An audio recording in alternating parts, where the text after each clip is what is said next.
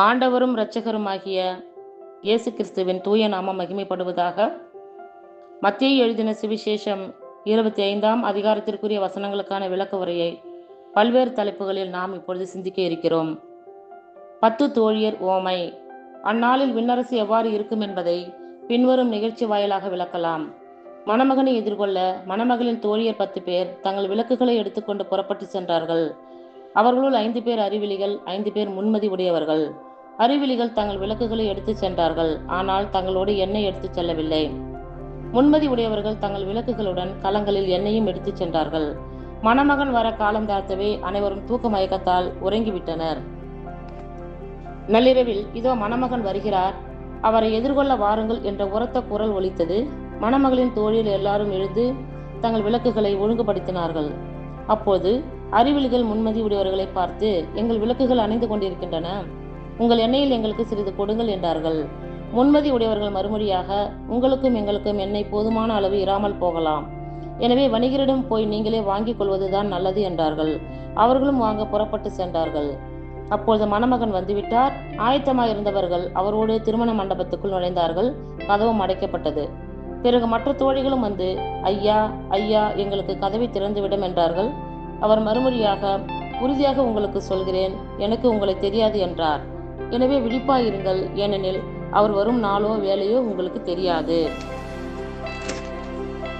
தாளந்து ஓமை. விண்ணரசை பின்வரும் நிகழ்ச்சி வாயிலாக விளக்கலாம். பயணம் செல்லவிருந்த ஒருவர் தம் பணியாளர்களை அழைத்து அவர்களிடம் தம் உடைமைகளை ஒப்படைத்தார். அவரவர் திறமைக்கு ஏற்ப ஒருவருக்கு 5 தாளந்தும், வேறொருவருக்கு 2 தாளந்தும், இன்னொருவருக்கு 1 தாளந்தும் கொடுத்துவிட்டு நெடும் பயணம் மேற்கொண்டார். 5 தாளந்தை பெற்றவர் உடனே போய் அவற்றை கொண்டு வாணிகம் செய்து மேலும் 5 தாளந்து ஈட்டினார். அவ்வாறே 2 தாளந்து பெற்றவரும் மேலும் 2 தாளந்து ஈட்டினார். 1 தாளந்து பெற்றவரோ போய் நிலத்தை தோண்டி தம் தலைவரின் பணத்தை புதைத்து வைத்தார். நெடுங்காலத்திற்கு பின் அந்த பணியாளர்களின் தலைவர் வந்து அவர்களிடம் கணக்கு கேட்டார். 5 தாளந்து பெற்றவர் அவரை அணுகி மேலும் 5 தாளந்தை கொண்டு வந்து, ஐயா, 5 தாளந்து என்னிடம் ஒப்படைத்தீர், இதோ பாரும், இன்னும் 5 தாளந்து ஈட்டியுள்ளேன் என்றார். அதற்கு அவருடைய தலைவர் அவரிடம், நன்று, நம்பிக்கைக்குரிய நல்ல பணியாளரே, சிறிய பொறுப்புகளில் நம்பிக்கைக்கு உரியவராய் இருந்தீர், எனவே பெரிய பொறுப்புகளில் உம்மை அமர்த்துவேன், தலைவனது மகிழ்ச்சியில் நீரும் வந்து பங்கு கொள்ளும் என்றார். 2 தாளந்து பெற்றவரும் அவரை அணுகி, ஐயா, நீர் என்னிடம் 2 தாளந்து ஒப்படைத்தீர், இதோ மேலும் 2 தாளந்து ஈட்டியுள்ளேன் என்றார். அவருடைய தலைவர் அவரிடம், நன்று, நம்பிக்கைக்குரிய நல்ல பணியாளரே, சிறிய பொறுப்புகளில் நம்பிக்கைக்கு உரியவராய் இருந்தீர், எனவே பெரிய பொறுப்புகளில் உம்மை அமர்த்துவேன், தலைவனது மகிழ்ச்சியில் நீரும் வந்து பங்கு கொள்ளும் என்றார். 1 தாளந்து பெற்றுக்கொண்டவரும் அவரை அணுகி, ஐயா, நீர் கடின உள்ளத்தினர், விதைக்காத இடத்தில் அறுவடை செய்பவர், தூவாத இடத்தில் சேகரிப்பவர் என்பதை அறிவேன்.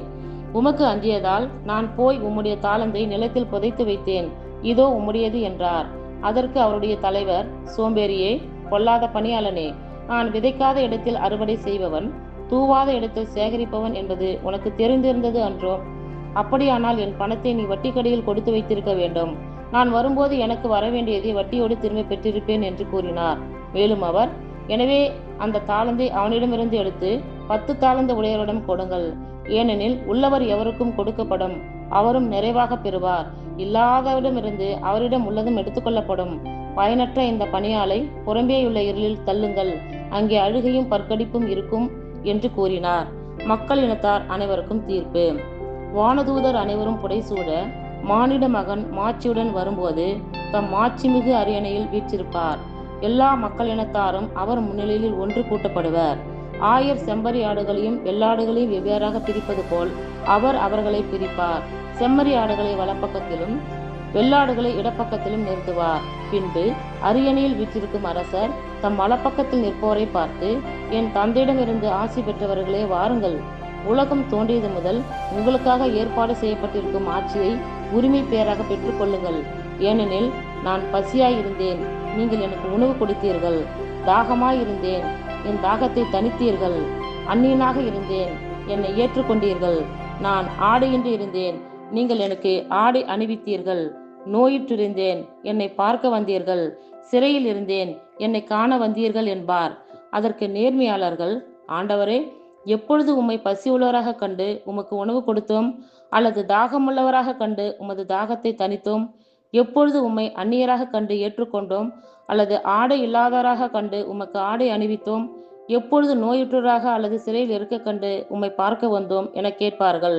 அதற்கு அரசர், மிகச் சிறியோராகிய என் சகோதர சகோதரிகள் ஒருவருக்கு நீங்கள் செய்ததையெல்லாம் எனக்கே செய்தீர்கள் என உறுதியாக உங்களுக்கு சொல்லுகிறேன் என பதில் அளிப்பார். பின்பு இடப்பக்கத்தில் உள்ளோரை பார்த்து, சபிக்கப்பட்டவர்களே, என்னிடமிருந்து அகன்று போங்கள், அலகைக்கும் அதன் தூதருக்கும் ஏற்பாடு செய்யப்பட்டிருக்கிற என்றும் அணையாத நெருப்புக்குள் செல்லுங்கள். ஏனெனில் நான் பசியாயிருந்தேன், நீங்கள் எனக்கு உணவு கொடுக்கவில்லை. தாகமாயிருந்தேன், என் தாகத்தை தணிக்கவில்லை. நான் அந்நியனாய் இருந்தேன், நீங்கள் என்னை ஏற்றுக்கொள்ளவில்லை.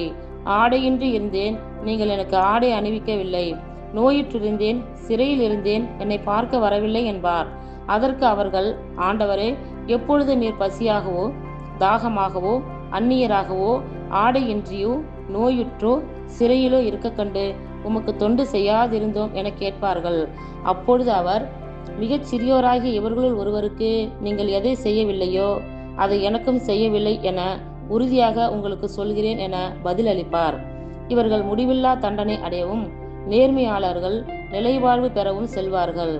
இத்துடன் 25ஆம் அதிகாரத்திற்குரிய விளக்க உரை நிறைவுற்றிற்று. கர்த்தர் தாமே நம் எல்லோரையும் ஆசீர்வதிப்பாராக. ஆமேன்.